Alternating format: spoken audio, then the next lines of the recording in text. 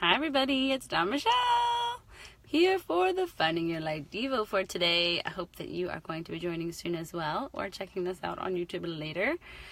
I hope everybody's doing good. We are barreling towards Christmas, and it's exciting times. Me and my family are actually just about to start a long journey in our vehicle, so say a prayer for us.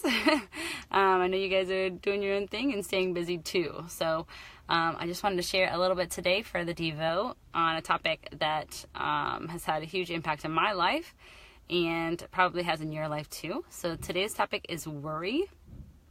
And for me personally, there are a few things that I'm more involved in and active participant in than worry in my life. It far surpasses every hobby I've ever had. So I think it's a pretty important and interesting topic for us to discuss, because I think it can be something that impacts all of us every day and something that we're probably all dealing with all the time. So the verse I want to share having to do with worry is from 1 Peter 5, 6, and 7. It says, "So humble yourselves under the mighty hand of God, and at the right time he will lift you up in honor. Give all your worries and cares to God, for he cares about you." And that's 1 Peter 5, 6, and 7. So that's a pretty awesome scripture, I thought. Included the whole, some people will just say, give all your worries and cares to God, for he cares about you. He cares about you. And that's really powerful. But I really wanted to share the first part as well, where it talks about humbling yourself under the mighty hand of God. And at the right time, he will lift you up in honor. So this is really interesting concepts to follow right before this whole worry thing. Because I think they're probably intricately linked, and maybe we don't look at them so much. We just say, give all your worries and cares to God, because he cares about you. Because it's just so easy to fit on a postcard.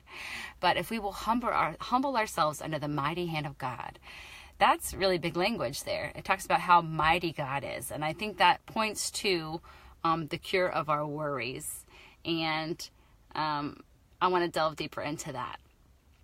I don't know, whenever I think about worry, all I can think about is that song from the 80s. It might have been early 90s. I'm not sure. You can fact check me on this one. The "Don't worry, be happy now." When I was a little girl, I'd always go play that on the jukebox when me and my family would go to the local diner, which was the only place you could go out to eat in the area where I grew up. It was a very rural area. And I would always play that song, and I would dance around, But even though I memorized that song as a little girl, I still have struggled with worry my whole life. I mean, who could you figure? I mean, such a great song. You think it would change everything. But somehow singing "Don't Worry, Be Happy" has not managed to help me get over my worries at all. Probably because it doesn't ever get to the point in the song where it tells you how to stop worrying. But I do think it had some important lessons, like in your life you have some trouble. If you worry, you make it double. Don't worry. I think that's really true. I think I heard that in one of the latest, was it Fantastic Beasts and Where to Find Them? One of the characters made a quote that really stuck with me, and it's like, well, if you worry, you suffer twice, because the bad things may not happen, but if you worry about them ahead of time, even if they do happen, now you've suffered twice for it. And I was like, man, that's good. If you can tell, worry is big on my mind. So, but like we were saying, the more important thing is, how do we stop worrying? How do we cut this out? I mean, it seems that it's like a weed growing out of control. It grows so much faster than any of the nice plants. The weeds, they just pop up and they grow like uncontrollably, and you can't get like your vegetables. Try to get your tomatoes to grow, things like this. It's like you just sit there and stare at them, do everything you can, and can't get them to grow. But those weeds, they will take off. And it is the same thing with worry. They're like a weed inside your heart, inside your mind. It just grows until it just wraps around everything, like one of those man-eating plants you see in cartoons and on movies. Worry is just this fantastic thing that seems to become more powerful and can become the whole focus of your life. So we can't just trim it back. The same thing with the weed. If you've ever been riding around on your riding lawnmower and you see, oh, there's some weeds, I'm going to plow them over. I don't want to see those guys. And the next thing you know, it spreads the seeds everywhere, and now the weeds are all over because you didn't destroy the root, and you not only just by glazing over it and trying to make it look okay, now you planted those seeds everywhere. And I think it's pretty much the same for me in my own life, and my mind and my heart. Because I would always just try to make it look like, oh no, I'm happy. I'm doing really good. I don't have any worries. I'm trusting the Lord. I'm too blessed to be stressed, right? Everything looked fine, but on the inside, it was just like, choking me out, all these worries. And so it's like this weed, this plant. And if you know anything about gardening or even just about sidewalks, in order to get rid of a weed, you have to pull it out by the roots. You have to rip it out and make sure it's completely dead. So what that tells me is that the same thing with worry. We have got to find the source. Where is this growing from? That's going to be the only way to get this out of here and root it out. So let's just use my life for an example. One of the biggest worries in my life, every day, it seemed like from when I was really little, I was really worried about what other people thought about me. Even my other worries, I didn't know were about other people. If I would go back down, I'd realize, oh, that's because I'm worried about what people think about me. Are they going to like my outfit? Are they going to think that I look cool? Are they going to think I look stupid? Are they going to think that I'm a dork, that I talk too much? All these things. Are they going to laugh at my jokes? Are they going to think I don't know what I'm talking about? Are they going to make me feel like an outcast? Are they going to accept me? All these things. This was like the soundtrack of my life for most of the time. Just really worried about what other people were thinking about me. And so if that's my main worry, I've got to figure out, where does that come from? What's the heart of that? And I think what it is really wanting approval. I really want other people to give me positive feedback that I'm doing good and that I'm doing okay. And if they give me feedback that is negative, I just start to freaking hyperventilate. I can't hardly handle it.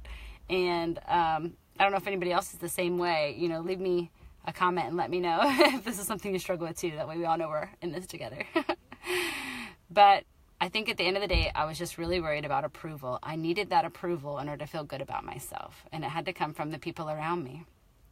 And so what do? How do I fight this addiction to worry, this obsession with this approval of other people's approval, Everybody has a different worry. Maybe you worry, that you won't get your way or whatever, and you don't care what anybody else thinks. And that's your thing. For me, I worry too much about caring about what other people think.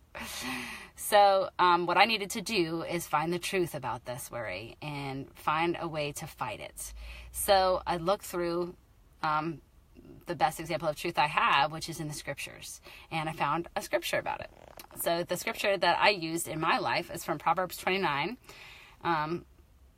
And it's 25, Proverbs 29:25, and it says, "Fear of man will prove to be a snare, but whoever trusts in the Lord is kept safe." So there's my problem. I had fear of man. I was very worried about what people thought, most of all. Even though I was a Christian and I was trying to live a Christian life,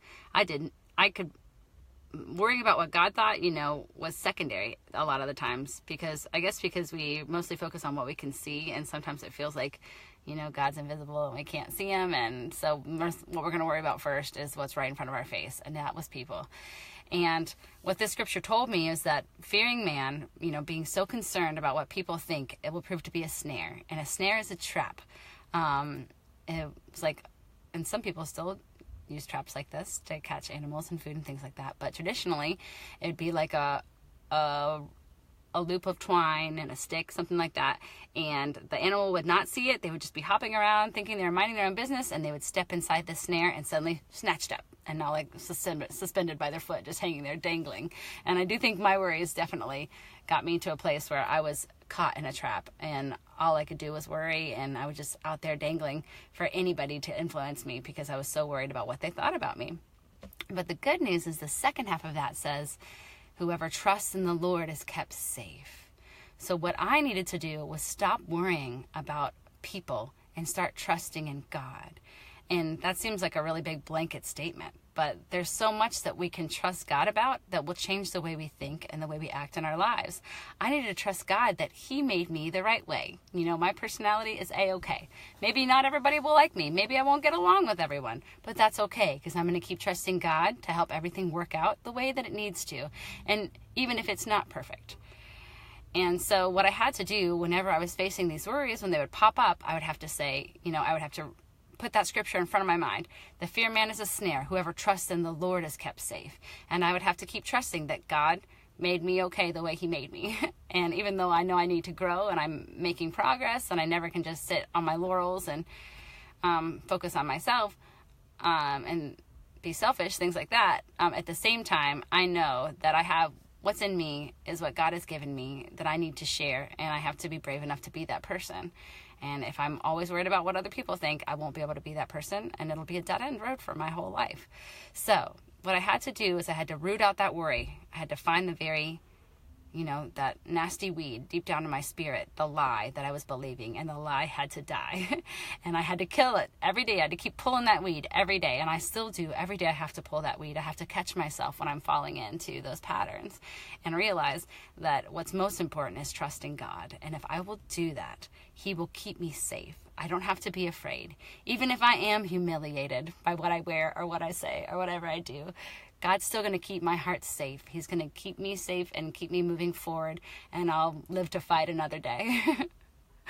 So overall, I think the themes for today is to realize that God is mighty, and He is so much stronger and more powerful than the things that we're afraid of. And if we will believe in Him and trust in Him, He will help us find our path and our way past the things that slow us down. But we have to be willing to take an honest look at ourselves, and we need to find His truth about everything that worries us, find the root of those weeds of worry, and start ripping them out. And we have to do it every day, because just like a garden, you can't just do it one day and then come back 2 months later and expect it to have no weeds. It's going to be an everyday process. We've got to be weeding out these worries every time. So I just want to thank everybody who has tuned in today. Please share this. We're trying to get more and more people to the likes page so more people can see, more people can communicate, send messages, things like that, which is something that is limited by the personal page. So we really need your help getting the word out that this is where people can come to see the devotions. And you can also send them over to my YouTube channel, which is also Dawn Michelle Music, and they can check the things out there. And overall, we just want to encourage each other and be there for each other and pray for each other. Thank you to everybody who is putting up comments. I love it. I love to go back and read them all. Whenever you see stuff up on the page, be sure to like it if you like it. If you love it, share it, and we'll try to get as many people as involved as possible so that hopefully we can all just share our experiences together and be able to lift each other up. And because there's power in numbers, and there's strength, and there's weakness and isolation. So we want to invite as many people to this table as we can. So please help us with that. And I hope that you guys are excited about the holidays. If you're struggling in this holiday season, I'm thinking about you and praying for you. This is a time that really highlights and focuses on loss in people's lives when we go through these times, especially where there's family gatherings, things like that. And some people have crazy families, and every time they get around them, things go awful. And I'm praying for you too. And I'm believing in you to be a bright light. And just keep yourself safe this year. If there are toxic situations that you know nothing good's going to come out of them, just stay away from them and avoid them. That's okay. You know what you need. God knows what you need. So just seek Him and follow His leading and trust in Him, and know that He wants to protect your heart, and He wants to take care of you and keep you safe. And I'm praying for doors to open for you to have community and people to love on you and to be around you this holiday season, even if it's a tough one.